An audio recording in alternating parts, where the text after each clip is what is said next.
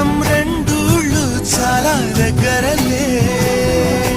ఈ రాధమ్మకు కృష్ణుడు నేనై, సీతమ్మకు రాముడు నేనై, బతుకంతా నీతో ఉంటాలే.